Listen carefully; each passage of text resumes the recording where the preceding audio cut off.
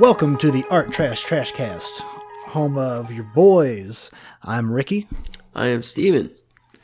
And I don't know about you, Steven. I've been having a pretty hectic week myself. A lot of different planning stuff for family and stuff. But how have you been? I've been okay. I'm kind of feeling a little sick, and I hope it's not COVID. I don't think it is, but I may sound a little stuffy. Got that Rona. It's been kind of a lame week. I've been feeling kind of depressive, but I've been getting stuff done too, so not too bad. How about you? You said I've been a little hectic with work. A lot of planning stuff for some holiday meals and stuff for people, but we got a lot of different things going on at the same time. But that's a whole day in the life of working in a restaurant. So today we decided we want to talk about religion, specifically Catholicism. And for me, I want to get into some of the differences, like what makes Catholicism different than Christianity, but also why it's bad. Or what what part of it is not constructive as a thing at all, let alone a religion. Yeah, is the Catholic Church redeemable, or is it all evil? That's the truth. Yeah. But first, some honorable mentions. Okay. Yeah, I got a couple this week. One I shared with you earlier.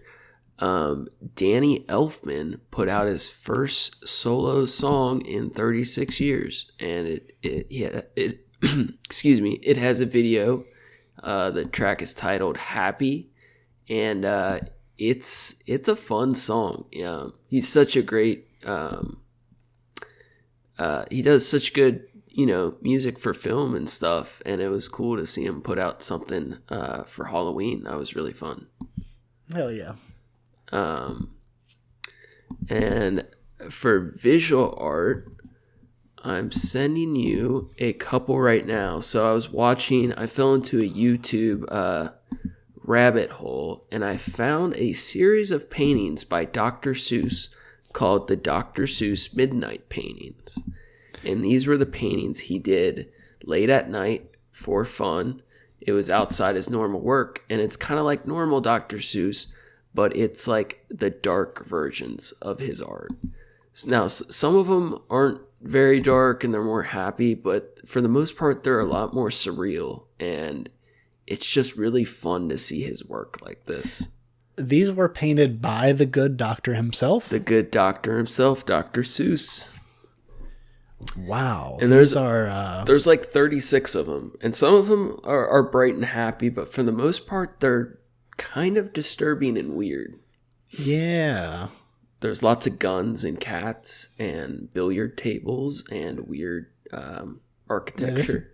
This cat's smoking a cigarette while getting his pool cue chalked up, and he's got a naked cat lady on his tie. Yeah, and my favorite part about there's tits in this Dr. Seuss piece. Yeah, well, he did a bunch of crazy. Some of his cartoons got a little racist too. That was but this one is cool because what I didn't realize right away. You see at the top the weird markings. It's like a scale hanging at the top of that painting above the cat's head. So it's got 8 beads on one side and the 9th bead on the other side because it's the cat's last life. Oh, wow. I know. It's like, what a weirdo. I love it. That's a meaning that I wouldn't have picked up on. Nope. Otherwise. It's the 9th life. So we'll definitely be posting some of the midnight Dr. Seuss paintings. And then the last honorable mention is an album that is, and I'll be frank, I haven't listened to the full album yet, but it is this album by the band The Caretaker, and it's an English electronic musician, Leyland James Kirby, And he decided he started this project that was initially inspired by the haunted ballroom scene in The Shining. And this album, it samples a bunch of 30s ballroom pop recording. So the album is called Everywhere at the End of Time by The Caretaker. And the album came out in stages, stage 1 through 6, over the last 8 years. And altogether, they make one long album that's 6.5 hours long. Now, this album, it's so interesting because it is the most haunting and creepy music I think I've ever heard. The idea is that it represents amnesia and dementia. So it's like a mentally ill person experiencing the music. And that's wild. Yeah, it's very atmospheric. It's not like you're going to sit down and listen to some crazy bangers. It's like you're listening to old music through the ears of someone with different stages of dementia. And it's so odd, but I haven't listened to the whole thing yet. It's not an easy listen, but it is hauntingly beautiful and definitely worth spending some time on. I'm going to be playing that tomorrow night while I'm at work. Yeah, that'll be fun. It'll make for a very surreal shift, I'm sure. Yeah, that's I like that. I usually try to put on something that I can zone out to. Usually a lot of instrumental stuff in particular. So yeah, please let me know how it goes, because I'm excited to listen to it. But I also there's a couple random projects that have been not similar, but that have that same emotional tone, and sometimes it's just so hard to listen to. I don't know, some albums where they're that I don't know, surreal but emotional. It's so hard to listen to, emotionally, that I feel like it's going to be very difficult, but possibly a very high emotional reward for listening to it as well. Yeah, and I think we've talked about this before in the past as well. Just the, how the emotional things, especially in music, how they can affect you. I tend to try to listen to things that match the mood that I'm already in, rather than listen to things that will pull me out. If I'm in a bad mood, I realize if I play music that I know will make me happy, usually it helps. But sometimes I just want to listen to, blues and, or go back to a podcast that's not so full of emotion or something that that's going to help me. But,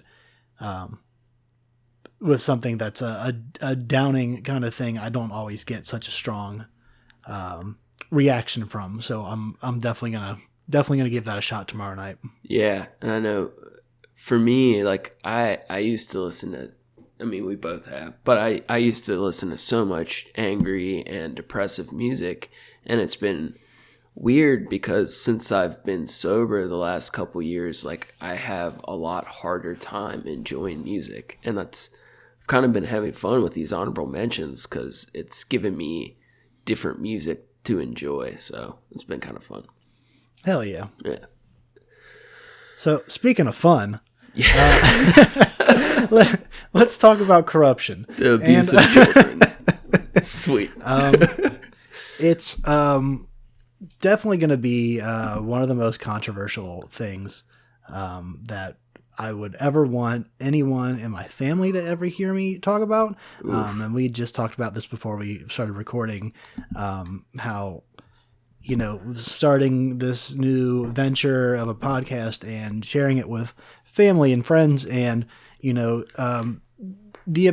opinions on, art and, whatever can be, take them however, because that's how art and stuff is. But when it comes to religion, a lot of people can get up in arms about it, and they can get upset, especially if you're ragging on something that they have faith and belief in, which, gets to the core of the word faith in general.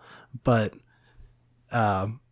we were just talking about how it's going to be weird for some of our relatives to share this one. We might not go out of our way to share this one, but they're going to find it eventually. Yeah. So I guess to preface it for me, I think you feel similarly, but we've also kind of differed on to what degree to judge a person for their beliefs. Yeah. Mm-hmm. But for me personally, I believe modern faith is a mental disorder. Yes. And yes. So my background, I grew up in the Catholic Church. My dad was my Catholic school principal. I was an altar boy. It wasn't my choice, but that's what it was. And even as an adult, I've had times in my life where I was struggling and ended up working at his school. And I love my dad to death, but ideologically, my parents are the enemy. Yeah. Okay. Yeah. It's like love them to death. We get along really well. But purely on beliefs, we're so different. And I know they know that, but I don't think they've heard me speak about it at length in a long time. They've definitely, none of it's news, but it's just interesting to speak about these kind of things recorded. So yeah, so I don't have such a submersed background in the Catholicism, but other than my whole family, on my mother's side was raised Catholic. Some of them are still believers of the faith. I'm not sure if they go to church every Sunday kind of thing, but I know my next door neighbors growing up went to Catholic school. I love the study of religion in general. I love the idea of learning, because of, you think of it as, I like to think of it as the craft of, this is what, people use to explain things that they couldn't before. They didn't have an answer. They didn't have scientific method or tools to test certain things, even up until, a few hundred years ago, they thought that epilepsy was, it's being touched by God kind of thing. They thought it was something divine, and then they realized what it was, and it's not devil. That. Right? It's the devil coming to get you, and shit. But I'm also of the thought, and because I know what I guess my feelings on it is, it's a grieving process. At this point, for a lot of people, it's a good way for them to be like, well, this person or this, animal or something I loved is dead, but, it lets them cope with thinking that, they will be reunited with them at some point. To which point I've thought back and forth on that between my not believing in God and or not believing in, all these religions that I'd read about and, these many different gods, and my opinions on the afterlife. And I realized you don't have to have a God to have life after death, or for there to be something beyond, this life, this physical life on this, in this body. I think that there's definitely a possibility for something else, because there's no way to read, we just don't have the technology to read that energy afterward, or, I think there's a lot of different ideas that I think people shut down about, death. But as far as reading a book, from 2,000 years ago and saying, this is where it's at. They had it right this time. If you don't believe it, truth. You're wrong. Right. If you don't, that's the other one, is word for word truth in this version of this Bible, of this book, Fuck out of here with that shit. These people are wrong with their translation, wrong in a couple places, but we got it. We understand it. Like how small your mindset must be to believe that. Dude, it's insanity. It's insanity. And how have these institutions survived? Institutions of genocide, abuse. How are they still around? It's weakness, I think, and I think really that it's weakness of the mind of so many people that can't process life without it. That they need, for there to be something beyond an easier answer to, their questions, or like why certain things, like why bad things happen, to them.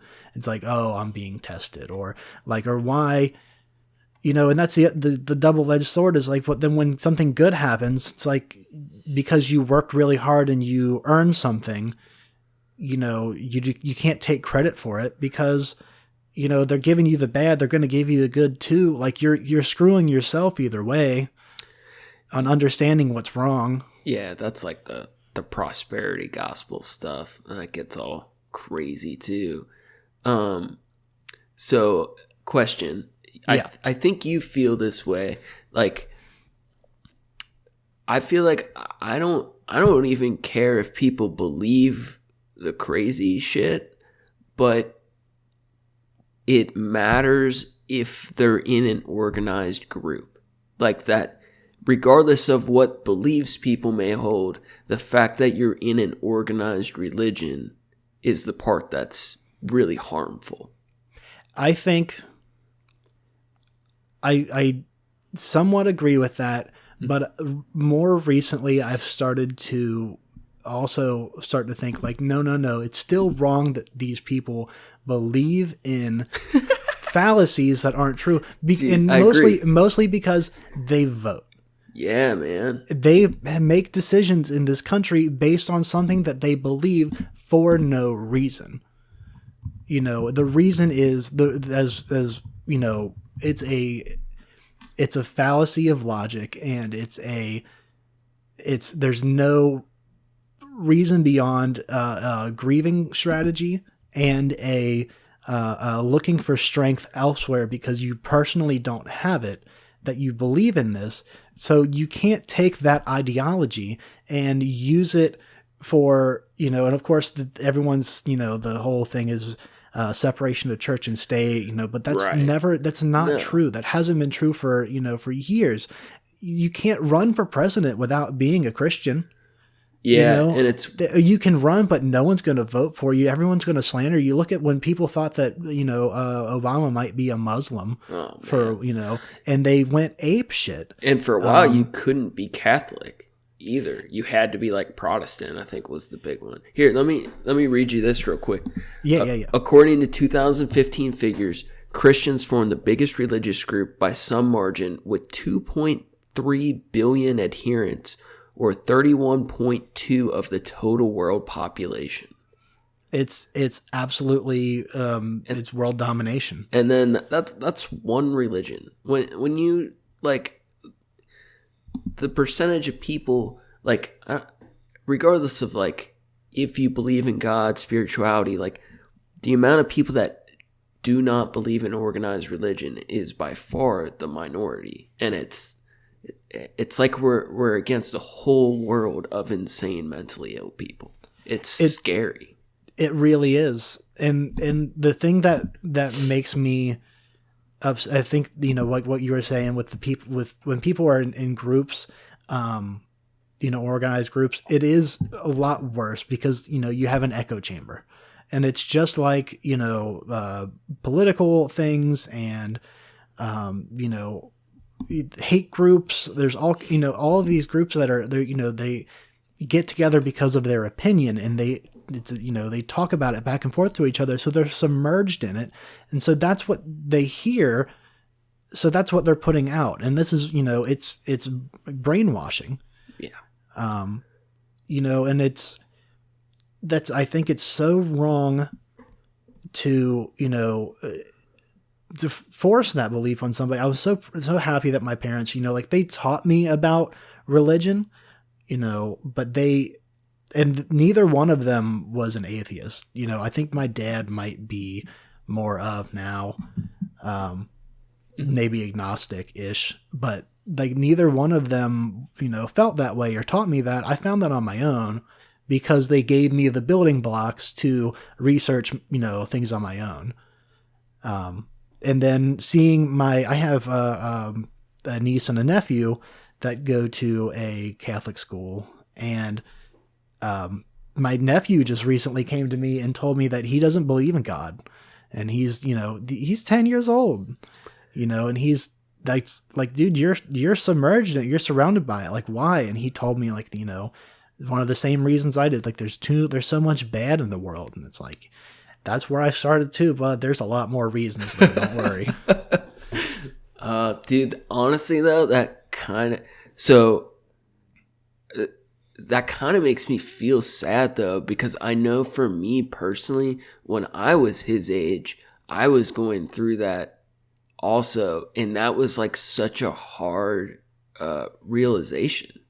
Like, is he struggling with that, or is it like he confused? Is it because that's so hard when you're at a Catholic school and you're the only kid who doesn't? He's confused a bit, but I think I would never really was open about my my religious beliefs with them beforehand.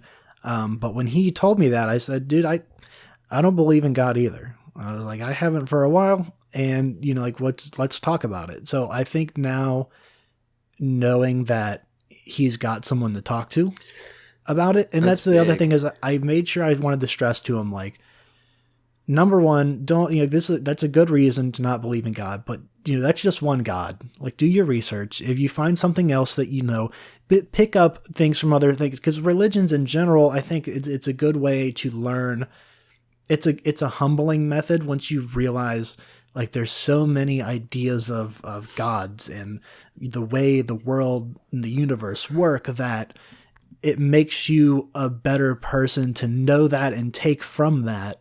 Yeah. Without having to believe that there's a figurehead in the sky that's controlling and, is watching my every move. There's a reason humankind's been drawn to various religions forever. And the reasons why matter a lot more than the religion themselves. And it's just such a hard thing, especially as a kid. I mean, as an adult, most people have their ideas formed, but it can be very tricky as a kid. And I definitely, I want to talk about what we believe a lot more later on. Do you want to get into some of the background info? Yeah. I know you've got a lot more information than I do. The main thing I did want to state was to end the how we feel part of that section there. The main reason that I have such a higher problem with Christianity and Catholicism in general is so much of that religion was forced upon people that didn't want it. There were so many, pagan people, polytheists. Beforehand, there were many, many other religions. Judaism was there, but it wasn't as huge as as some of the other religions were. So it was forced upon these people that didn't need it as a method of control. Yeah, and that's written. It's true. That's what happened. So for that to be, continue to still be a thing that we, as a culture seem to cherish, that's one of the things that gets me upset about it. But tell me about history. Tell me more. Sure. So I'm sure there's a lot of people out there that will know the facts better than we do, but just some basic background information for people. I know a lot of people know what Christianity is, but may not understand what how being Catholic is different, or how those things work. That's the boat I'm in. Yeah, so the Catholic Church is a sect of Christianity, and Christianity is basically any religion, and I'm sure there's all kinds of other distinctions, but it basically is the religions that believe Jesus is the Lord and Savior, Jesus, the Son of God. So the Catholic Church is sometimes referred to as the Roman Catholic Church. It is the largest of the Christian churches, with more than 1.3 billion baptized Catholics worldwide. That was in 2018. They're the world's oldest and largest continuously functioning international institution, which that is crazy. Yeah. It's definitely played a prominent role in the history and development of Western civilization. The church consists of almost 3,500 dioceses, which is how they break up groups of churches. So there's like a diocese of the West Side Cincinnati churches, and it might be 30 churches, and more or less it's like counties of. Right, exactly. And they each report to like archbishops and bishops or whatever. The Pope, who is the Bishop of Rome, is the head of the Catholic Church. And it's, you know, it's an international thing. So all these dioceses function independently, but the Pope is the head of Rome, and they all, in theory, do as he says. So what the understanding that I have seemed to stumble upon collectively is that the main thing between Catholicism and Christianity is that Catholics follow the Pope, Christians don't. That they don't have to, I guess. I think that's like a generally true rule, but I think there are different sects that may be included in enjoying the Pope. Yeah. Okay. And to be fair, I don't really, I've heard a lot of good things about the current Pope.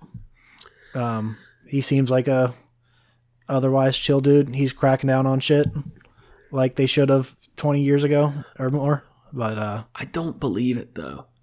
Yeah. I think, and what you're referring to is the sexual abuse scandals, and yeah. So there's that. I mean, that's huge. We're gonna spend some time probably on that.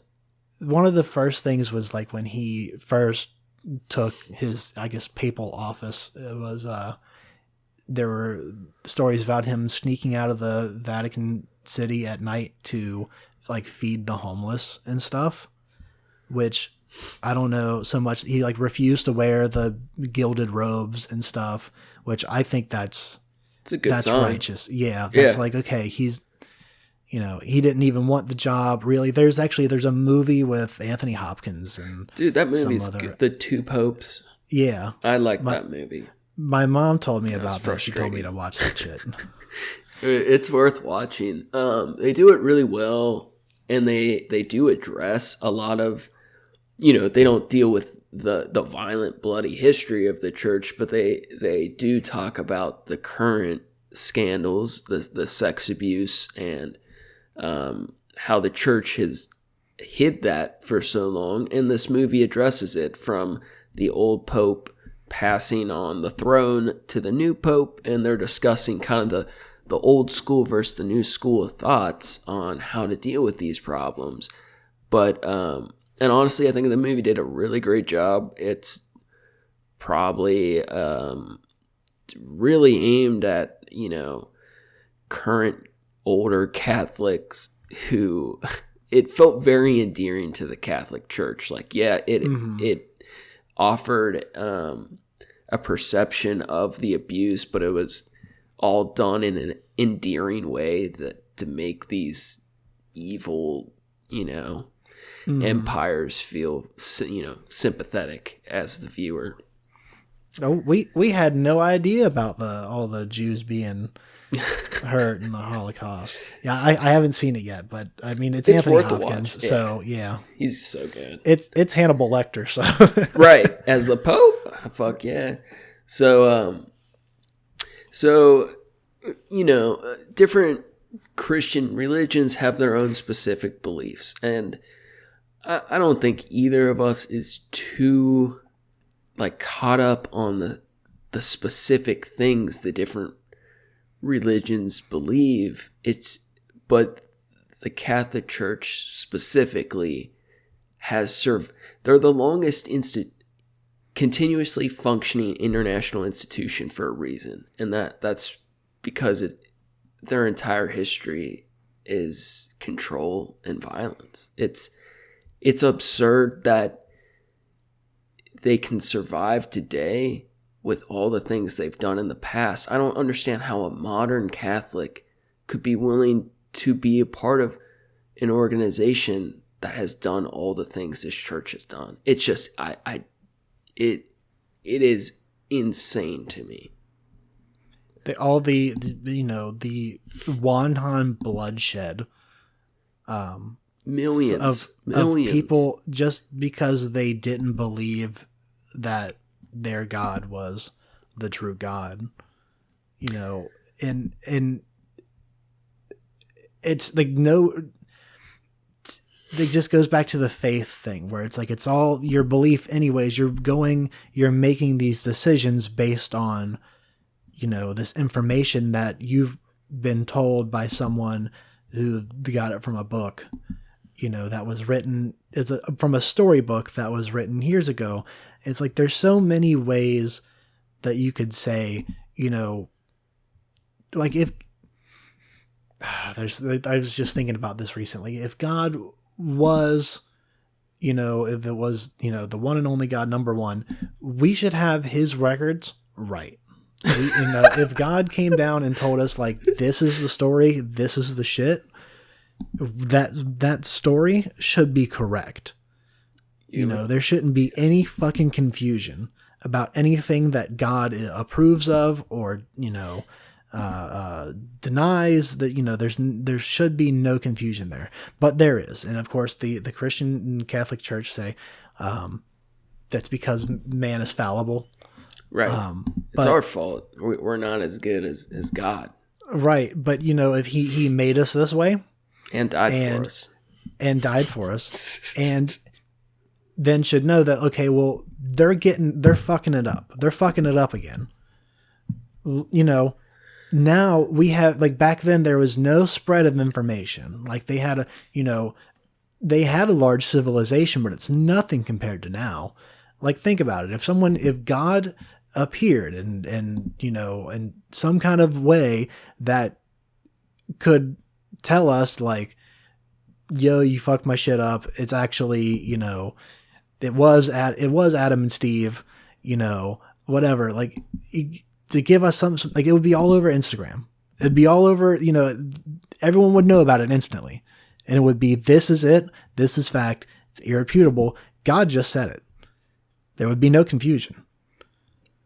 Oh, that's what they believe the Bible is, which is absurd. It's absolutely absurd. That's what makes me, that's part of what makes me really mad about it.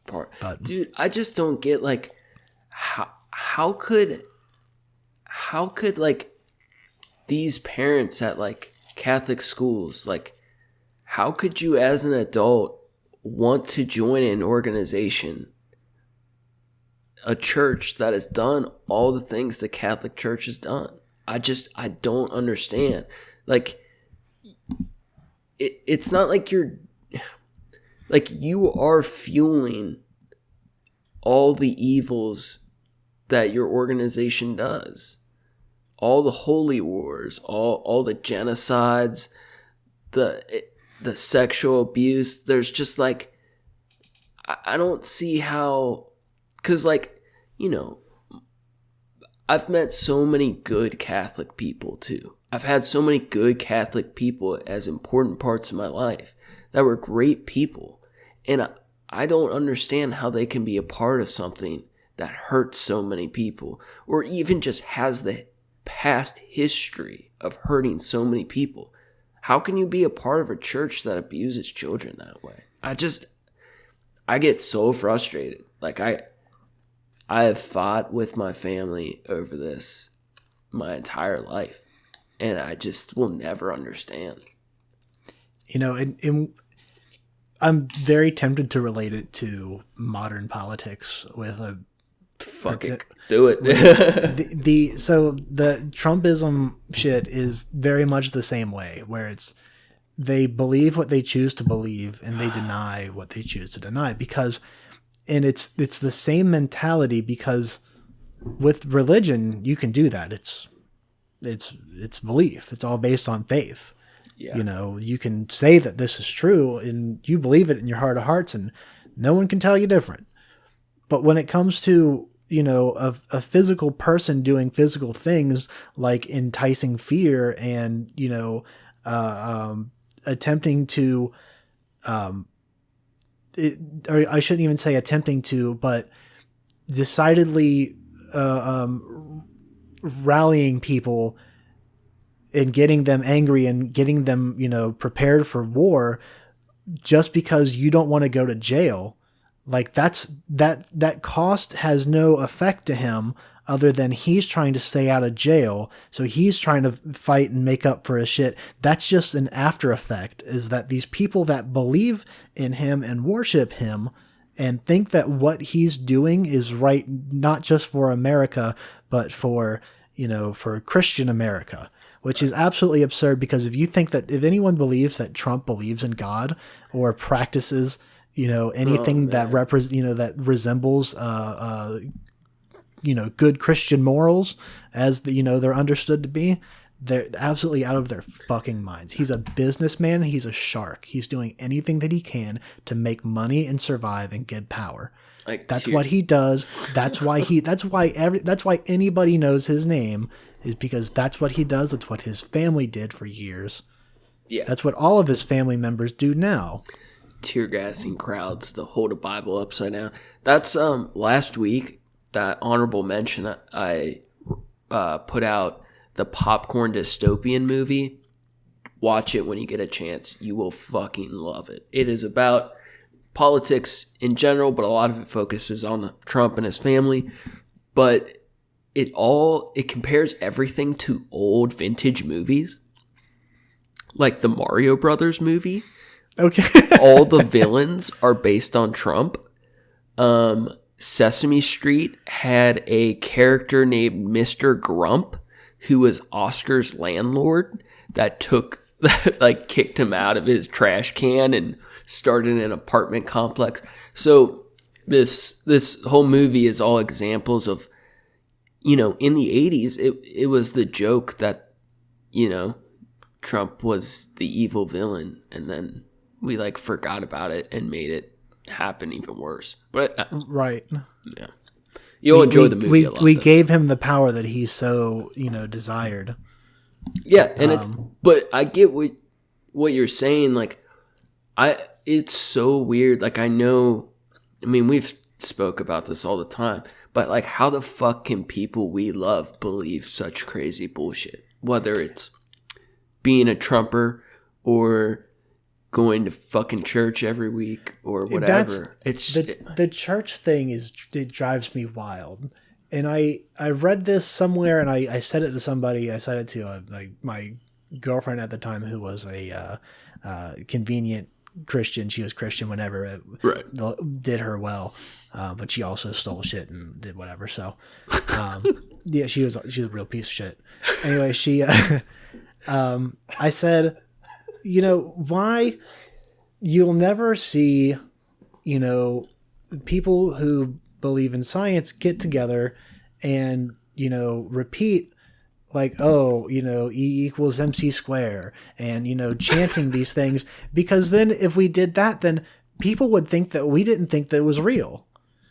They'd say oh, well, they're doing that because they have to reaffirm that belief. They have to, you know, say it out loud, or else it's not true. You know, I got a good one. the Catholic Church at one point in time imprisoned Galileo in his home for years because he suggested science was greater than God. Yep.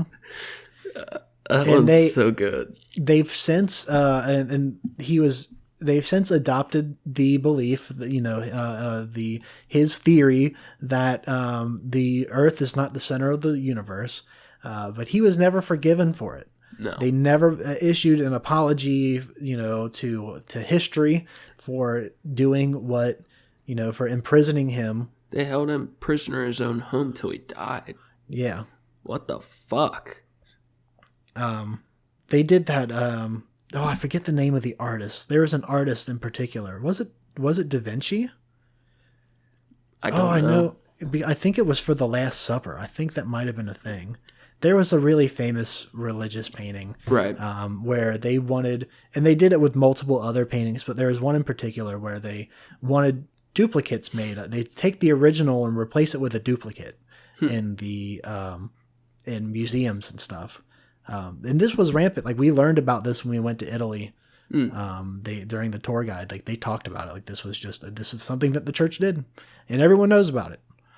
Sorry, what exactly did they do? Explain. They stole like these priceless paintings, for these masterwork paintings, and if they wouldn't, first they'd ask for them, and if they didn't give it to them, they would just steal it, and if they couldn't steal it, they would imprison people, the artist, until they handed it over. And it was like, what is this? What the and they, they did it with all kinds of other stuff, but like, because it was a depiction of God, they thought it was their property. And they, we talked about the violence earlier too. And here's actually something I found that, from the First Crusade, an army of peasants was massacred by the Turks. When an army of knights went after them and captured Jerusalem, it was said they slaughtered Muslims until the streets ran red with blood. Yeah. This is a quote, taking the heads of slain enemies and impaling them upon pikes appears to have been a favorite pastime among crusaders. Chronicles record a history of a crusader bishop who referred to the impaled heads of slain Muslims as a joyful spectacle for the people of God. When Muslim cities were captured by Christian crusaders, it was standing operating procedure for all inhabitants, no matter what their age, to be summarily killed. It is not an exaggeration to say that the streets ran red with blood as Christians reveled in church-sanctioned horrors. I wanted to make sure I read that one back. Yeah, no, that's Jews who took refuge in their synagogues would be burned alive, not unlike the treatment they received in Europe. Dude, and that's the church my family took me to my entire, like, how? I don't understand, for the glory of God. Jesus fucking Christ. Like, I wanted to get into a lot of the violent stuff, but there's too much. Like, God said, turn the other cheek. So I'm going to burn your entire village to the ground and murder everyone here. Dude, it's just so many, like, throughout time, just so many millions of people killed in the name of God. And, oh man, it's easy to see, like, this is why, though, people are indoctrinated with it now, because it was, if you don't do this, you're going to die. Everyone you know is going to die. We're going to take away all of your food storage. Something. We're going to, tax you out of your wealth, because now the Roman Empire is controlled by Catholicism. Mm-hmm. It was, and here's one of the things I wanted to mention. When I realized several years ago, someone asked me, if you could have a conversation with anyone from history, who would it be? It would be Constantine. I couldn't think of his name for a second. I don't Constantine. know much. So Constantine was the emperor of Rome when he was the one that apparently gave the go-ahead that, like, being a Christian isn't a crime. and you can't be persecuted for it. We're going to allow Christian worshiping in the Roman Empire. Okay, I know apparently Nero. he did a lot of other good things. I mean, good for the Roman Empire. Rather, he setting up their industry and whatnot. But I mean, I'm sure there's bad on both sides with the smaller outlying areas that they took over, of course. But when it wasn't until he was in power that being a Christian wasn't considered a bad thing. Up until that point, there was a lot of paganism.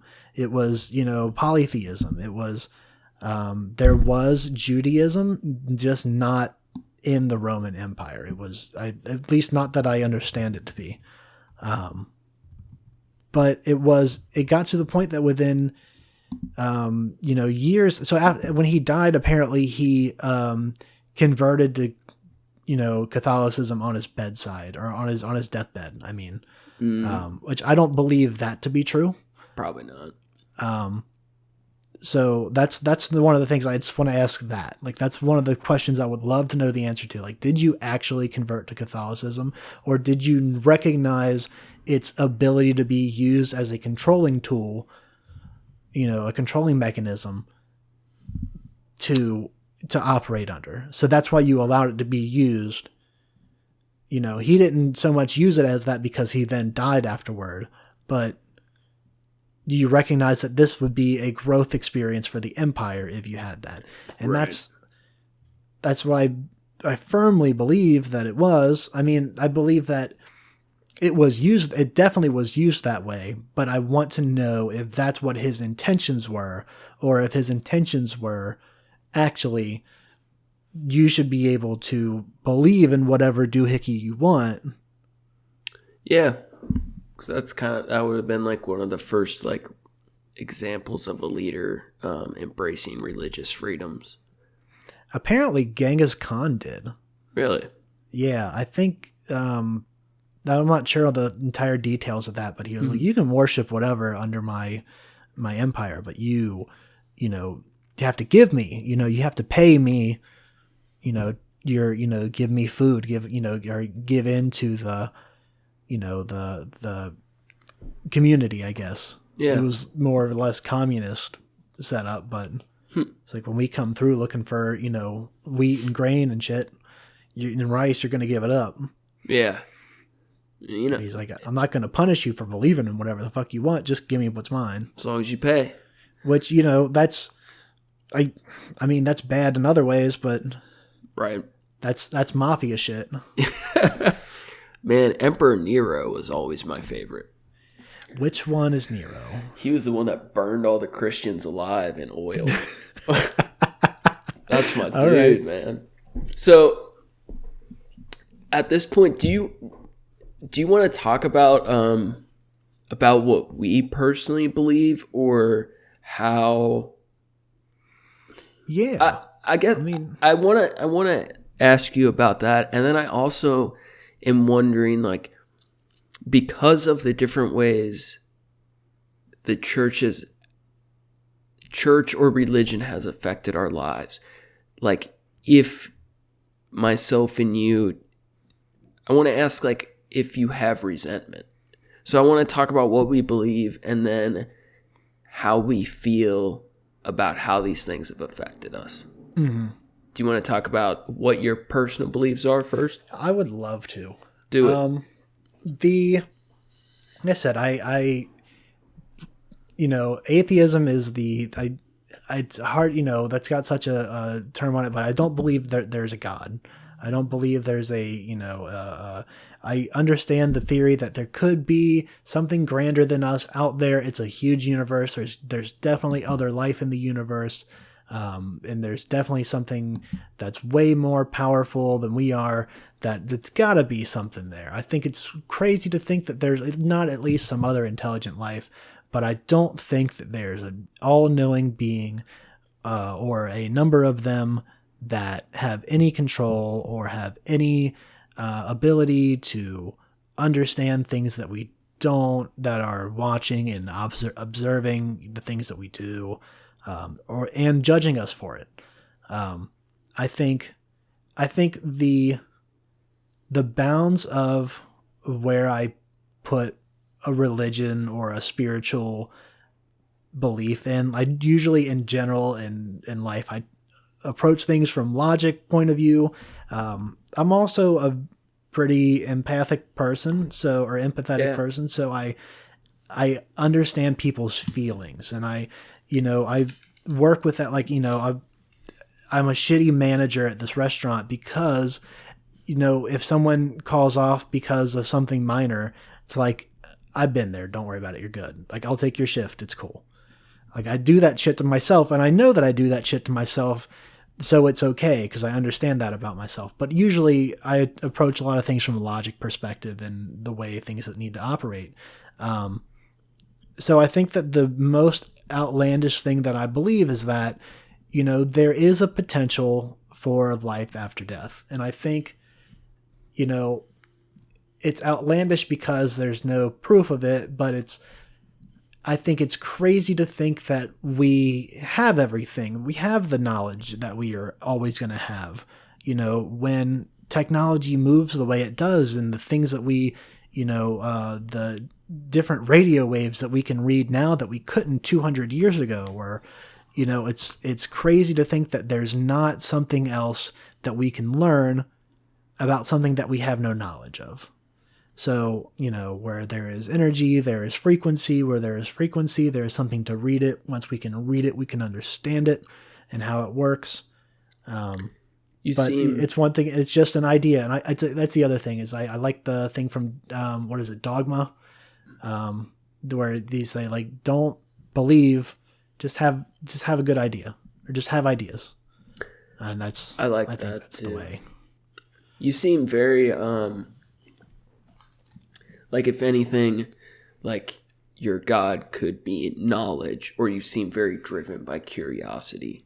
Yeah, if anything, I like the Satanic Bible's perspective thing of, you are your own God. You are a God. Treat yourself right. Put yourself first, because no one else is going to do it.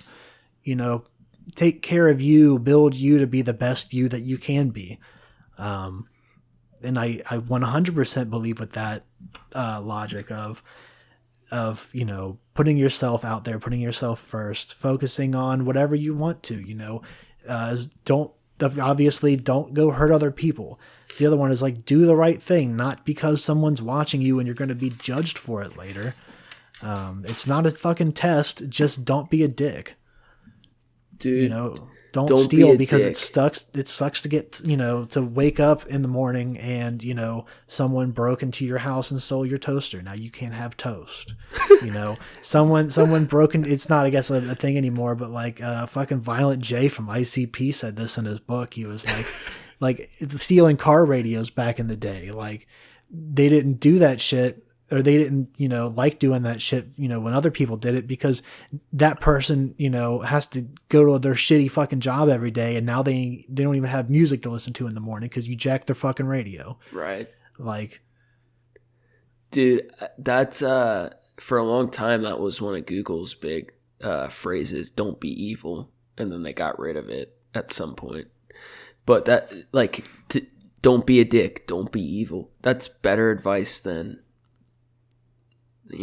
pretty much anything else. That's such a good way to fucking live. Like, just don't be shitty.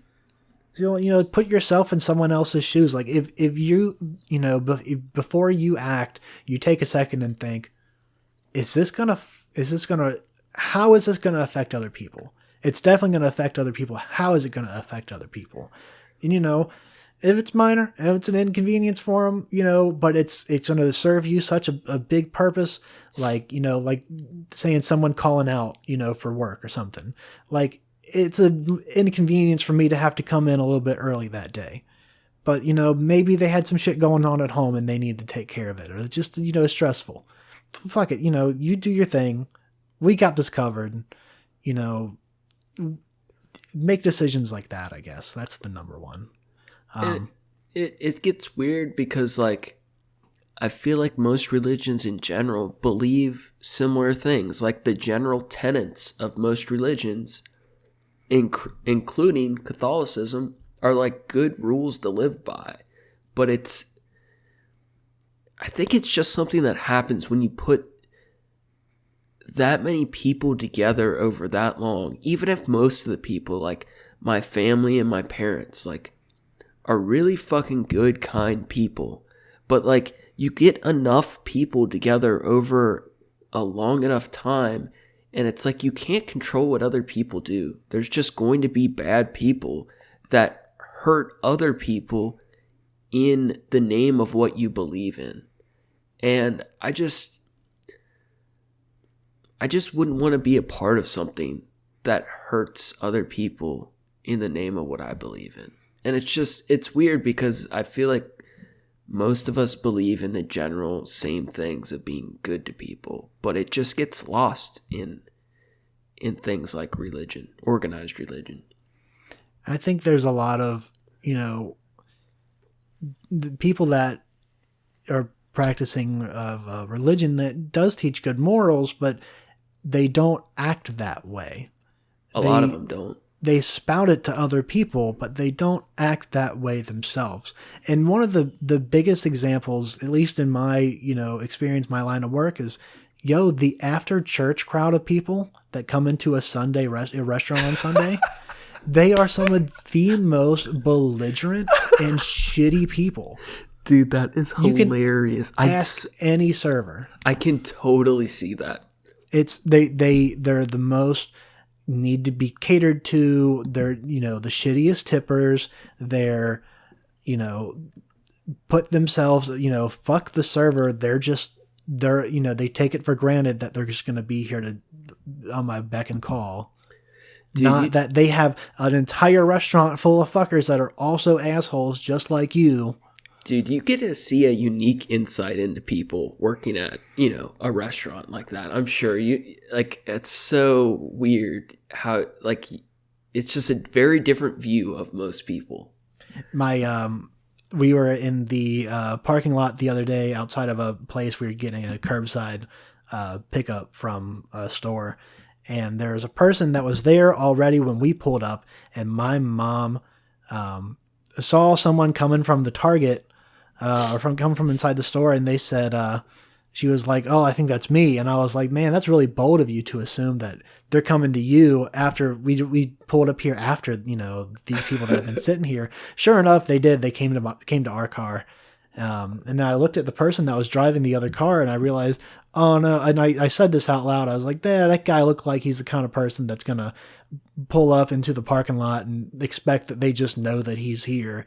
And, just waiting for him to show up. Don't need to check the fucking phone. Don't need to do anything. And I was like, maybe that's wrong. I shouldn't think of people like that. And she was like, no, I think that's probably true. That's from experience. You deal with people so much on a daily basis. You have a little bit of authority to do that. I don't know how much that's true, but boy, I can call him pretty well. That's for damn sure. Dude, that's funny. No, for real. I'm sure you've picked up a real insight into how people are. One of my favorite games actually is when someone comes into the restaurant and I take over the register. I ask them, as they're staring at the menu and they're trying to decide what they want, I start putting things into the order that I know that they're going to order.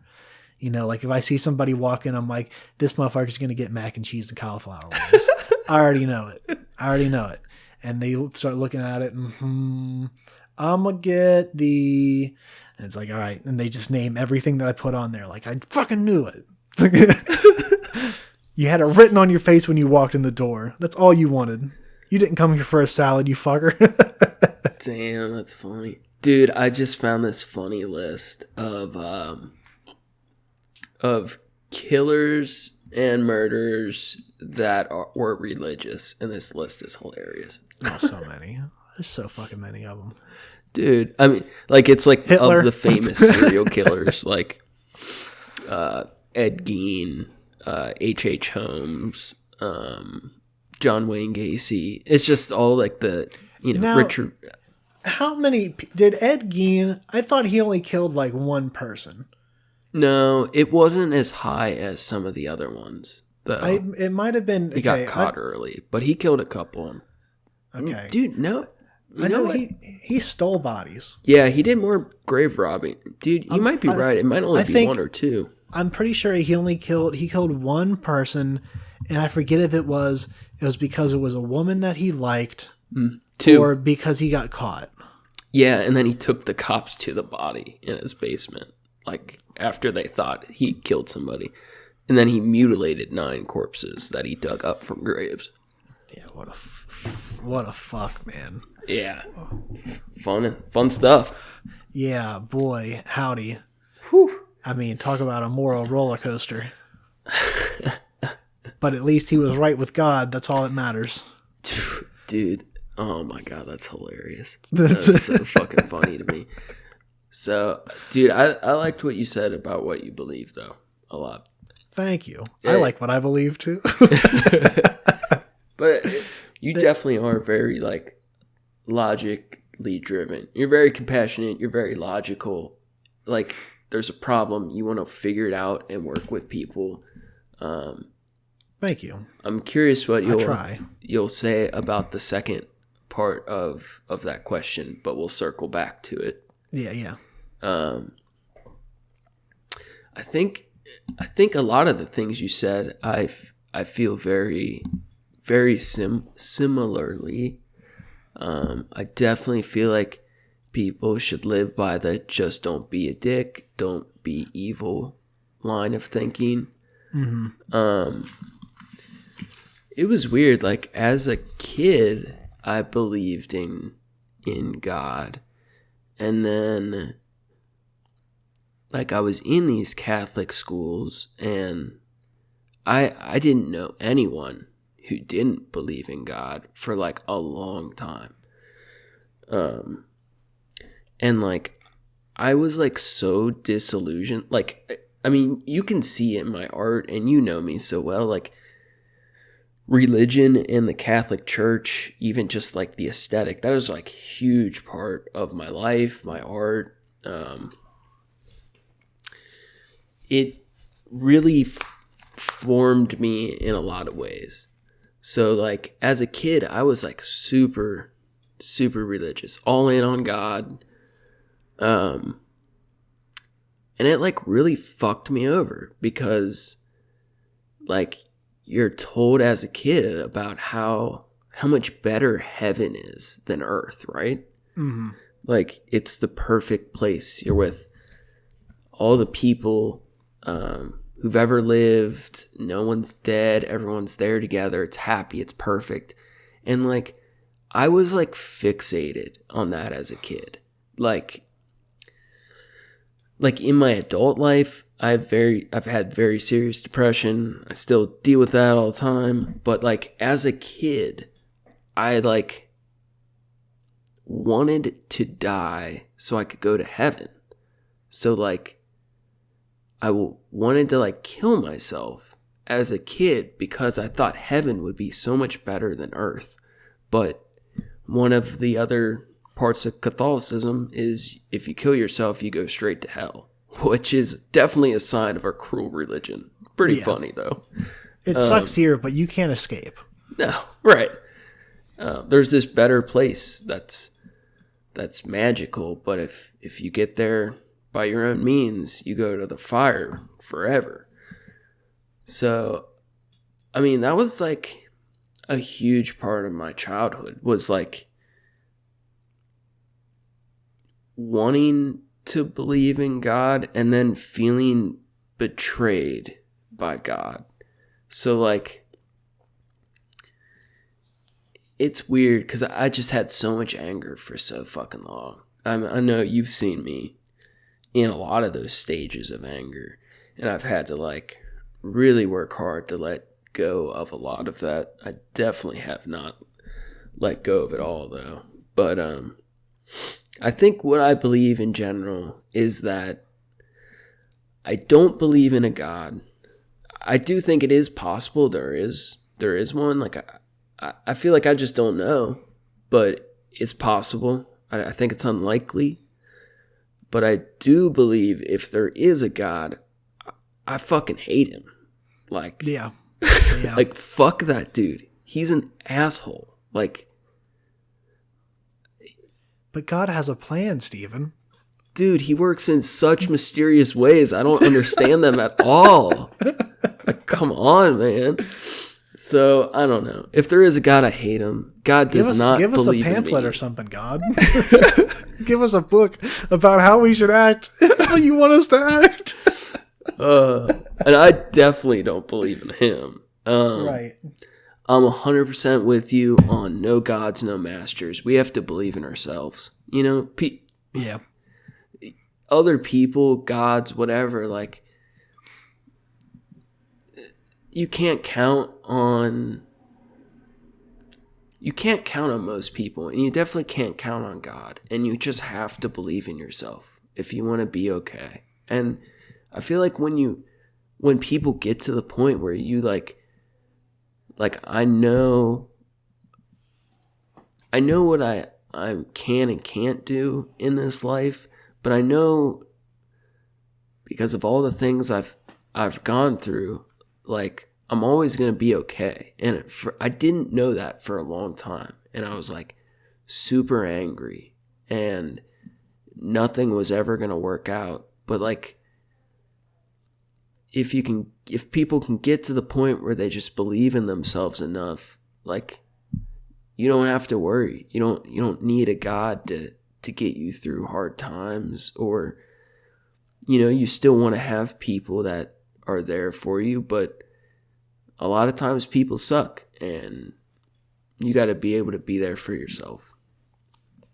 That's 100% true. Here's the other thing, and I know this about you, is I thought it was absolutely ridiculous when you told me that your father worked with the Catholic Church and that you went to, or the Catholic school, and that you went to Catholic church, and like that blew me away when I met you. It's pretty funny. One, because of the way the aesthetic that you'd chosen for yourself, but also just how chill and fun you are to be around. And I've said this before. You are definitely the person I talk to the most from high school. Yeah. I still talk to David every now and then. Shouts out to my boy David. But I definitely, I think I talk to him, you know, once a month or so, maybe a little less than I'd like to be honest, and less than I should. But I talk to you, you know, at least once a week, several times a week we text. And I've said it before that you are definitely one of the most generous, trustworthy people I've ever met in my entire life.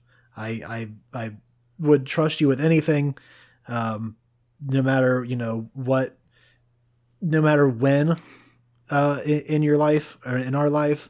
I definitely have always felt that way. It means a lot, man. I love you. I love you too, G. You're my boy. Oh yeah. So to know that you had gone through that and experienced that lack of, you know, of trust at that point, you know, like it's to be, you know, to feel deceived like that on so many fronts. It's that I worry about that with other religious people, that if they were to ever, you know, find that God wasn't real. Sorry, my cat's gonna be yelling here. She's adorable. She has opinions too, dude. That's why, like, because, you know, to the listeners, I've met your nephew, and he's a super fucking cool little kid, and that's why, like, I definitely felt like concern that I was hoping he was dealing with it better than I did, and I think it's so cool he's got an Uncle You who can help guide him through some of those difficult things, you know? Yeah, that's the thing is I've been trying to, like I said, I want to make sure you understand that, like, religion should be for you. You believe it, that's cool. But that's for you. Keep it out of everyone else's lives. Yeah. That's for you only. You know, if you want to, you know, share it with people, you know, that you care about, or you want to have a discussion about it, that's another thing completely. don't try to shove it down people's throats. Don't tell me anything that's not, that you can't, back up with something and tell me that this is real. Like, if you have a strong emotional connection to anything at all, say you like fucking Bob Seger real bad, and like, you get these chills up and down your spine every time you hear the Silver Bullet Band. You can't get over it. That's for you.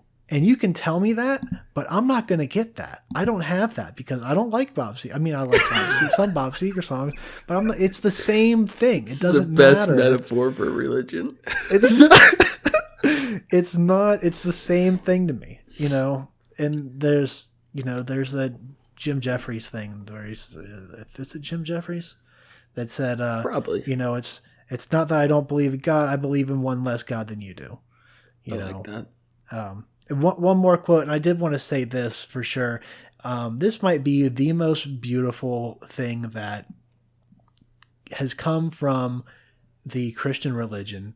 And I heard it, I'm not certain that it's his original quote, but I heard it first from 50 Cent. And he said, "You can pray or you can worry. You can't do both."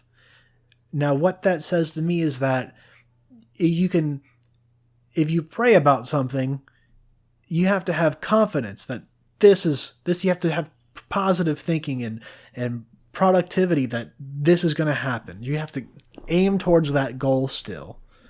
You can't pray that everything's going to be okay and then worry about it afterward, because there's no positive energy. You're not going along a path to do anything. You have to meet it halfway at least. Be aiming for it. Mm-hmm. I don't know. I thought that was a good quote. Like, you said, you of course, your background with God, and there were definitely times when I believed in God growing up, and I found, stuff like that, like The Secret, the law of attraction, stuff like that. Yeah, we should touch on the anti-religions here in a moment. But I've been wondering this for a while, because I've known that about you, that you've also had your own struggles with this. I feel like you seem a lot more at peace with it, but do you feel resentment? Like, not just on the societal level, but like on a personal level? Personally, I don't. If I'm excluding everything from what it's done to society, and just the way that, like, this knowledge and the what its presence in the world has done to me, I don't resent it, because I feel like it's made me a better, stronger person to know that it's there, to research it, and then to get over it. As I've done with all the other religions that I've researched, mm-hmm. I don't, have a strong enough connection to it, but I've taken from it what I feel like I need to, which some of it's, I don't think I didn't need to take, don't be a dick from that. I think I had that. I think the number one thing that I learned from the Catholic religion is, like, you can't believe something just because someone tells it to you. Man, that's the truth. You have to, trust but verify. Yeah. I forget. I think that's a Run Button thing. Someone said, their dad always said, "Trust but verify." Wasn't that? Like, that's not trusting. Ronald Reagan. Maybe it was somebody old. That's probably a good way to be that you don't have that, like, personal resentment. It's a good way to be. And I kind of, like, fluctuate back and forth between wanting to be that way and wanting to be angry. And it's understandably so, 100%. Yeah. It's had a much more strong influence on your life than it has mine. Maybe. It definitely felt like I knew this episode. At first I was a little anxious, and then it felt like it was going to be very cathartic to talk about. Because, I mean, as weird as it may be, I think about religion, at least in some aspect, every day. It's a huge part of my life and belief system. So it's fun unpacking it and getting into it more. I know we didn't even talk about like some of the super heinous shit with the Catholic Church. I think a lot of people. Do you want to get into it? I don't know. What's your time like? I mean, I got time for days, brother. I'm good with it. I feel like I wish I knew the facts more. It's fucked up. Like, we're both referring to the sexual abuse scandals in the Catholic Church, but it's like as fucking awful as it is. Like, it's I don't know. I don't understand why that's like the only big criticism of the church right now, or the biggest criticism of the church. Right, now. Exactly. I mean, it's so fucking one of the it's one of the more recent ones. Yeah, that's probably why. I think you're right. That's really that they're hoping that if you think, it's, think about all the little kid diddling and not all the massacres. Dude, it's just so much worse than they think it is too. Like, the church knows it's bad because they've worked so hard to hide it, right, successfully for a long time. But I mean, it's just gotten so bad that they couldn't hide it anymore.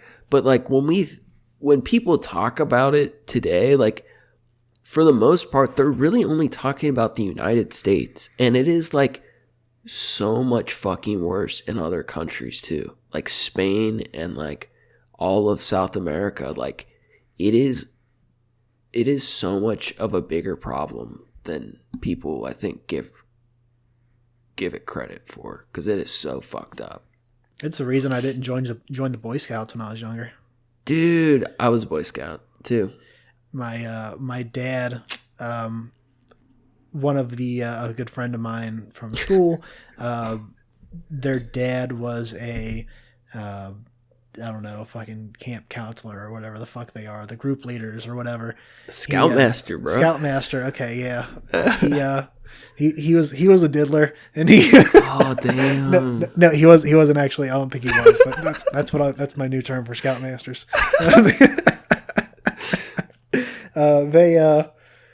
What the fuck was it? Damn, what was I saying? Oh, so they wanted me to join, and there was the Weeblos. Oh yeah, Weeblo 1, Weeblo 2, Pinewood Derby, motherfucker. He expressed to me his concerns with the Boy Scouts and the church and the diddling, and he said, Weeblos, and I was like, oh, got it. Right. Dude, and yeah. That's why I never became a Boy Scout.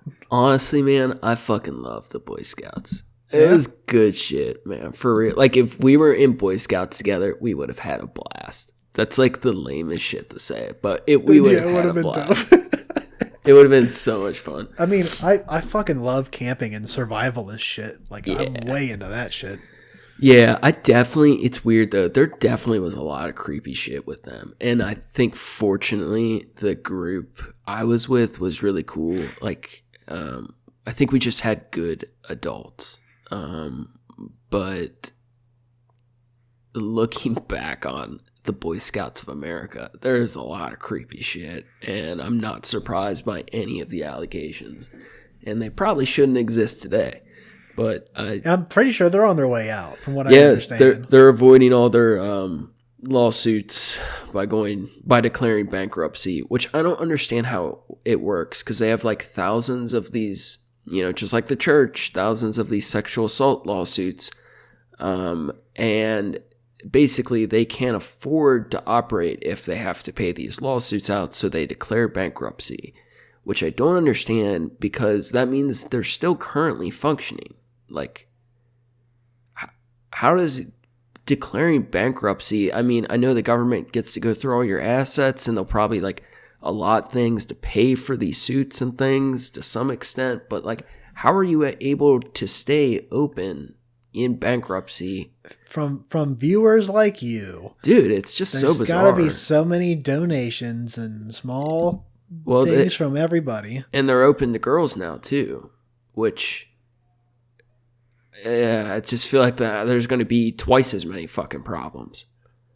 Yeah, I mean, well, here's the thing: is like I think that was just a matter of time because you know, there's only so long you can have, you know, the fucking boys club in a place where, you know, if you can't accept trans people in 2020, that's you're fucked. You can't survive in that culture anymore in America. Yeah, the Boy Scout. I mean, the Boy Scouts are just basically an accessory of the church. Like, me and Tony, we got. Like, I got the Eagle Scout, and we got kicked out for being Satanists. Yeah, boy. Yeah, buddy. That's the reason. That's a good reason. Dude, yeah, that's where it all went down. 8th grade Satanism. Hell yeah. But powerful spellcasters you were. So both of us definitely have been very influenced by anti-religions like the magic theory and Satanism, but neither of us today as adults are Satanist because just like all the other religions, it's still an organized religion. Yes. Even if it's terribly organized, loosely organized, or just people doing their own thing. There's still a book of scripture and rules and shit. And even if the Satanic Bible is very loose with the rules, it's better rules than a lot of religions, but it's still a thing to. It's like it's a label and it's a constriction of what I want to think and I want to feel, and I think it's just another example of where like religion should be religion in modern times should be used as an example to take upon, you know, learn these lessons from these stories, from these ideas, and use them to not be a dick.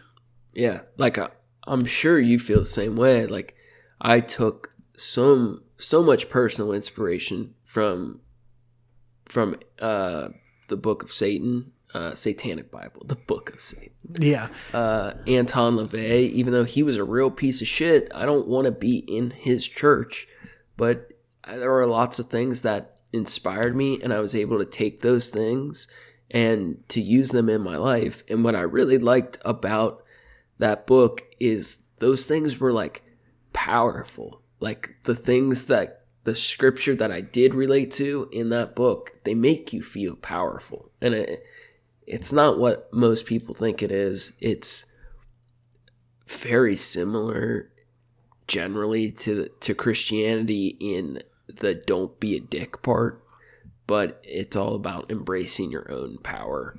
It's, you know, stand up for yourself. Yeah. You know, there was the one of the, I'm going to butcher the quote, but it was, if you know, instead of if somebody, you know, strikes you or something, you turn the other cheek 1,000 times. Yeah. If someone strikes you, you turn and strike him 1,000 times back, like some shit like that, where it's like you don't take shit. Stand up for yourself. Don't initiate shit. Right. But, you know, don't take it from other people either. Yeah. That meant a good lot shit. to me. Yeah, you should do that. You should, you know, like, don't be a dick. Don't initiate it. But if someone comes for you, let them know what they're going to have. Right. And so, like, even in something like that, there are so many things that we might agree with, but neither of us would want to fucking join a fucking group. Like, I just don't understand why people are so eager to join fucking groups. Yeah, like, it's I don't all know cults, anybody. dog. They all just want shit from you. They want you to, you know, whether they want your money or they want you to, you know, bake something for the potluck this week. Dude, you know, they want you to do something. What's the difference between a church and a cult? Is this a joke you set up? Yeah. I don't know what. It's just enough time. Yep. It's so true. I didn't know if you were like legitimately asking me the question or if it was a joke. Nothing. It's fucking obnoxious that people can believe otherwise. That, you know, seeing something out of believing something out of faith without any logic behind it, and meeting every week to talk about it, or meeting outside of that place of worship to talk about it and read the books and shit. Like, it's indoctrination. It's brainwashing. Yeah. It's literally every cult that's ever existed. Sorry, and it's organized. I was distracting him as he spoke by sending him graffiti. It's a photo of graffiti on a wall in Lisbon depicting a priest chasing two children, denouncing the child abuse scandal. Oh man, this is graffiti in Portugal of, like, it's a terrible stencil, but it's hilarious because it's a priest chasing children, and you could tell some kid is just spray painting it everywhere. That shit's fucking funny. Yeah, dude. Here's something that I was thinking of as you told me the reason that you were removed from the Boy Scouts was, you know, people that believe that and are, you know, strong Catholic believers in that faith, when they're confronted with someone that they believe is that worships Satan, or that they believe is on this path of evil, it's like they lose their mind. How terrified must they be? How afraid of you do you think that they were? Dude, like, they might not have shown it, but they. I'm thinking of the many Christian people I know now, and if they were confronted by someone that, and to the point where they had to remove them from a place where they could potentially teach them more about being into God, and then saying, oh, no, they're too far gone, they're taken by the devil, how afraid those people would be. Dude, straight fear. These old ladies, they would see, like, me and Tony with, like, a pocket chain and a black t-shirt and like about pass out. Like, they would go, like, get a priest and, like, oh man, we saw you wearing black t-shirts yesterday and a chain, a pocket chain. Which I wasn't even at school. I wasn't even at church, man. Right. And then I think I told you this one of my uncles, and this, I think I did tell you about. So I have this uncle who is my godfather. And I thought he was the coolest as a kid, because he was a soldier and he was in Desert Storm commanding tanks. So he's definitely done some, like, brutal shit in his lifetime. And as an adult now, he's, like, hardcore Jesus. Like, it's outlandish. Dude, like, ridiculous. Like, how the fuck do you command tanks to slaughter people and then be like, my boy Jeebus is like, dude, like, 5 years ago, he had me meet him at a church, and, like, I knew it was going to be some weird shit, but I didn't, like, really know. So I showed up. Like, I don't even know why I showed up. Like, I know I was, like, really fucked up at the time. Let's see how this plays out. Dude, he takes me to this church on the east side. And like I said, I love my uncle, but I don't, like, get along with him. I don't talk to him. So I meet him at this church. I have no idea why. And he takes me into the back and he introduces me to a priest. And at this point, I'm like, yo, this is going to be like the normal, like, Catholic bullshit, like talking about how I'm a shitty person who sins a lot. And they're going to try to, like, convert me. So they take me to the back of the church. And then my uncle, the soldier, locks the door. Now, I don't know if he thinks he locks the door, or if he was aware that's what it felt like to me. But it sure seemed like I was locked in an office with my soldier uncle and a priest. And each archdiocese of a church has legit has an exorcism dude. Like, that sounds so cheesy, but the church still does it today, where in each archdiocese they have one person who deals with satanic curse shit. And I think what it was. Did they try to exorcise you? Dude, they didn't do any like ritual. Like, they prayed at me at one point, but I think it was like an interview to see if like I had enough Satan that this priest wanted to like exorcise me. Oh, Jesus. Dude, oh, dear God. It was so brutal. And like at the time, like I'm super fucked up on drugs. I'm like strung out. And like they're asking me shit. And like I've always been an open book. Like I don't give a shit about telling people if I was on drugs or like whatever. They didn't care like I'm shooting dope. They cared that I had premarital sex. And they were like, ooh, like freaked out about sex. And it's like I'm looking at my uncle like I just like I've never been able to see him the same. Like we always are nice to each other, but like, dude, you were a soldier who mowed people down in tanks. Like, what the fuck? You're gonna talk to me about sex as an adult, and like no concern over like a terrible drug addiction. You're just worried about premarital sex. That's awful. That's it's so embarrassing. Dude, so embarrassing for myself and for my uncle. I'm like, what is going on, homie? For all parties involved, that was just bad. Dude, and nothing was gained by that. Dude, nothing. And I mean, he's a tough dude. Like, he's like a professional cyclist still, basically. Like, he's a Marine through and through or whatever. So I'm like sitting in there and I'm like sneaking a razor blade out of my wallet, wondering is he about to like hold me down? Like, how far is this shit gonna go? And I made an excuse and got the fuck out of there. But it was fucking weird. Yeah, dude. Nah. Absolutely nah. I couldn't see that person again. Ever. No. We can't talk anymore. You brought me here because you thought I needed to be exercised. It's been weird ever since. Oh, Jesus. Yeah. And, drug users are obviously terrible people, but like 3 Thanksgivings in a row, I've watched him wreck his vehicle drunk. It's almost a tradition at this point.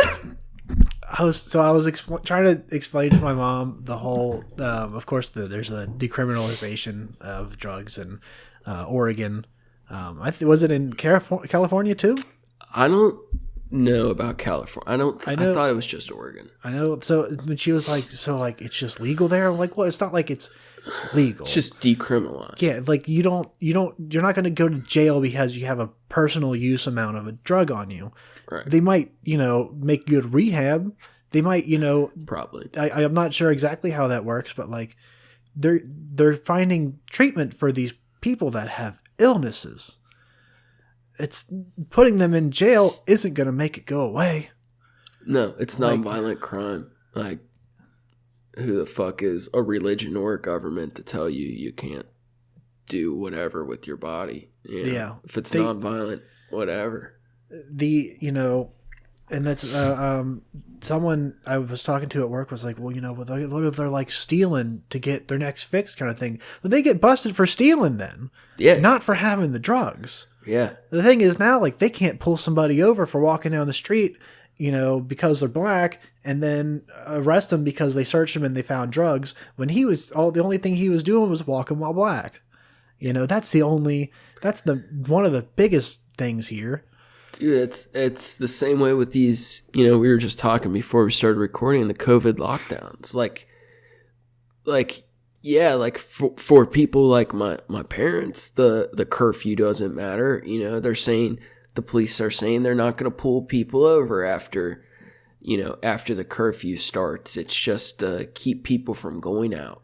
But, anyone that looks like they might have drugs, anyone that looks like they're just different than the officers or Christianity or whatever, those people are fucked, and it's bullshit. Like it's a way to give them an excuse to pop people. And I'm not saying that proactive things should be done in a time where we have so many cases of this virus and people are dying and people are getting sick, and it's not the people that are going out and partying that are getting sick and dying. It's the people that are their grandparents and the grandparents of people that are contacted by 3 people deep that are getting sick and then dying, loved ones and whatever. So it makes sense to have some kind of plan of action. A curfew's not not the way. And they should have been doing shit a long time ago, but a curfew is something a failing fascist government does. Exactly. Not people who are concerned about us dying or our health. Public health and safety. That's, have restrictions on how many people can gather, have restrictions on the bars and the restaurants and, gyms and shit like that. Absolutely. 100%. Like I said, I work in a restaurant. I've been working in a restaurant the last 10 years, and it's killing the industry a little bit. But it doesn't matter because people are dying. And we're getting, we can get unemployment, we can get money from the government to cover up our losses. We're going to be fine. So everyone's like freaking out, but like, I don't want to have to close my business. And like, you don't, you can still just operate a different way. There's a bunch of servers out of work because of the non-dining in. But, each restaurant has their own different approach to that. And usually it's, they give them a certain amount of hours a week and they keep all the tips, from getting curbside orders to customers. And, there's other ways of handling it. People are it's struggling, but for the greater good, you have to do what you can. But anyway, I got off on a tangent on that. No, you're good. But it's a fine line to walk, but I know Detroit's done some things different, but Ohio's just been it's just been so bad. There's just fucking idiots, and they're so spineless. They just don't want to. They just bow to whoever gives them the most pressure instead of doing what they. I mean, I'd understand if you're doing the wrong thing, but you believe in it. At least that makes more sense than just going whichever way the political winds are taking you. Yeah. Shout out to Big Gretchen Whitmer, governor of Michigan. She's one of the real ones. They try to kidnap her, but they can't kill your girl. Can't take her down. For all my Michiganders that stand with Big Gretch, everyone else can eat a whole cock. Just want to get that one out of the way. Is there anything anything on our topic you want to cover before bouncing out, or you got it? Yeah. While we're talking about the COVID thing, we're talking about the lockdowns. Some of the lockdown restrictions are hurting people with religious beliefs. So like they can't gather in a church because of the restrictions. So they're saying like that's a hate crime. And let's get this clear. So you don't need, we already talked about the fact that it's absurd for people to have to gather in a group and to chant and bathe themselves in their own beliefs, and echo chamber each other. It's absurd for that to be what you need to do to be accepted into whatever afterlife you believe in. Number one. Number two, to feel like you still have faith. That's absurd. Worship, pray from your home, do a lot of churches are doing their whatever, call in a virtual meeting shit anyway. Yeah. Get over it, do that. And I think to clarify, like, even if we hate people's religion or their bullshit rituals, they can choose that. Yeah, but both of us generally feel like they have, like, they should be allowed to do it. Like, we wouldn't want to outlaw other people's religions as a general thing. But now I, boy, now I'm good. Yeah, you got me thinking on that because I've pondered that a lot lately. I feel like we may have done a role switch right there. Yeah, I don't think it's the right way. I don't think there's not a good way to do it. But boy, I don't think that it holds any place in modern society. And I think it's only been holding us back for the last couple thousand years. So there's that. But people suck, and as much as I would want to violently get rid of them all, I feel like we both would. It's easier to work with it than against it. That's number one. Here's something I did want to point out though for sure. We've been talking a whole lot of shit on, religion in general, but these people people of faith.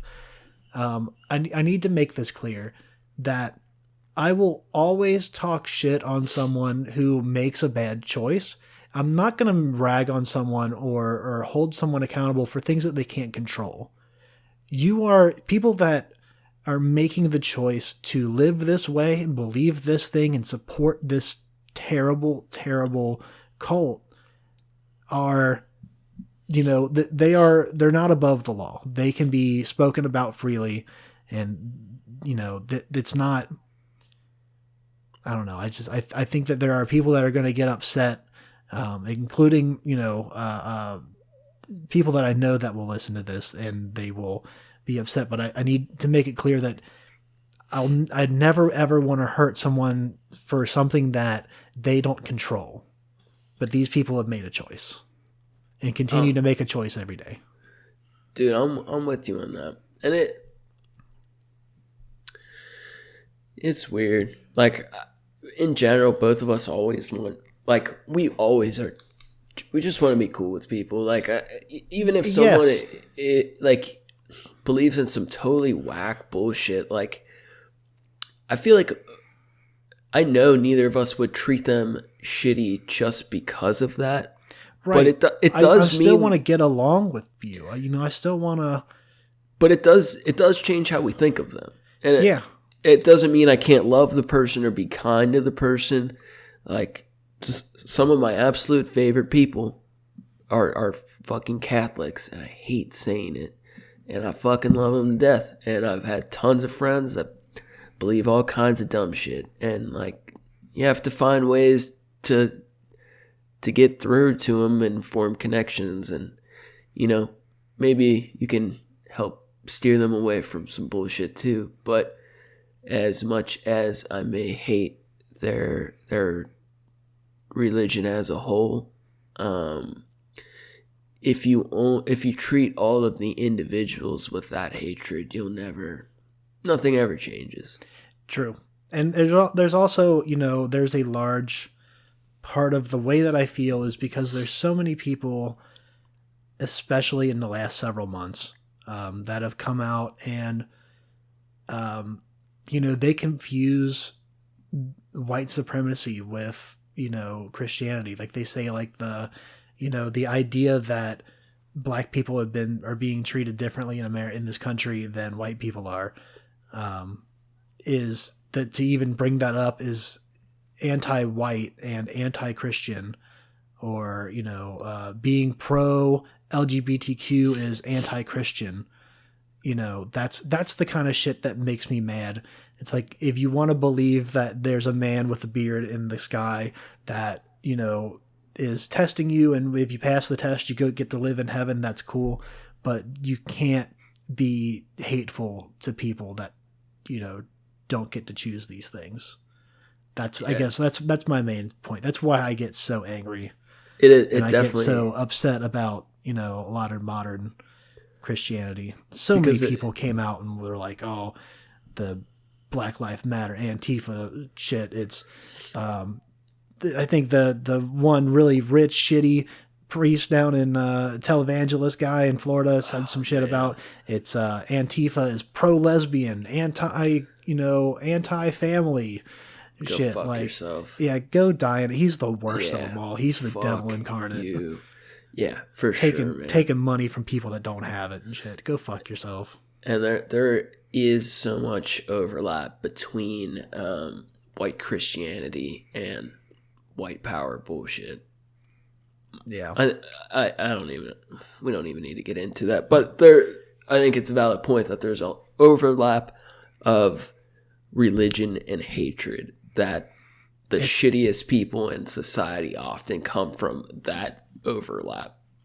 I think it's such a strong overlap that some people don't understand that, when something is, like even lately the Democrat Party thing, they're like, that's anti-American. It's like, no. You're confusing, some of these are not Democrat. It's like some of this leftist stuff. It's like, that's anti-American. Like, no, it's anti your religion. It's anti, your ideas. It's not anti-America because it's anti-Christian.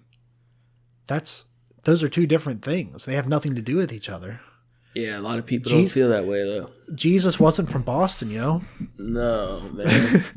Jesus. Hey, so, is there anything else, anything specific you want to say? I was going to ask you one more thing. No, I'm all tapped out. Okay, I think I am too, and I gotta pee. What are we doing next session? I'm cool with brainstorming. It is on here. So next session, I think we let's see. We have art, philosophy. Next one is entertainment, right? Yeah, we need a good movie or something. Ooh, good movie. Something juicy. We talked about was it Antebellum? Yeah, I saw it last week. You'll love it. Okay. If you get a chance to watch it, that'd be a fun one to do. If not, now I am worried. Something else. I am worried that's going to be a couple weeks until then. Most likely because of some scheduling things. So as long as you're prepared to do that after not having seen it in a couple weeks, I assume you rented it. Yeah, I did. And I assume that rental's not available anymore. No, but maybe because we might have trouble talking about, this will be our first time doing this type of episode. So maybe we try 2 movies out. So we have plenty of material to talk about. All right, I'm down with that. I could see how, even if I'm not super fresh on one, we'd still have plenty to talk about between 2 movies for an hour or 2 or whatever. Perfect. Cool. All right. Antebellum, it is for sure. Got it. Bet. We're definitely going to do Antebellum next week. Cool. All right. Well, love you, brother. What's shouts out to your brother? Yeah. We'll put the link, Approaching Human, on SoundCloud. Me and him are just by chance happen to go through our art change at the same time. So I think he's working on some whole new shit himself, but he's still got stuff as Approaching Human. I took down my old Instagram. It's still online, but everything links to my new art page that I am getting ready to put new stuff up on. It is Instagram /Skyzix, SKYZICX. We'll put shit in the link also. Yeah, boy. Anything you need to plug? Nope, not at all. Cool. I got this cat bite in my hand. She's cute. She's cute and cuddly and very ferocious, and somebody needs her nails clipped. Well, I'm looking forward to next time, man. Same here, brother. Cool. Thank you again. Thank you as always for listening, and we'll see you next week. Yeah, remember, no gods, no masters. No gods, no masters. Kill everyone. Bye.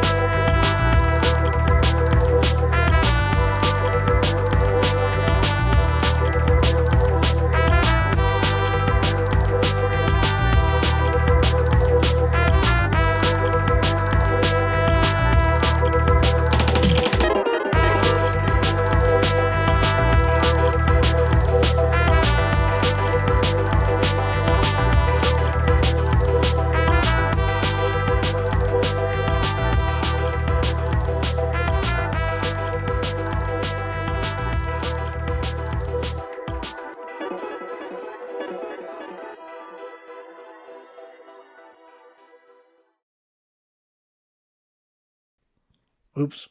I accidentally closed out of Skype. I got excited. That's okay. I just did too.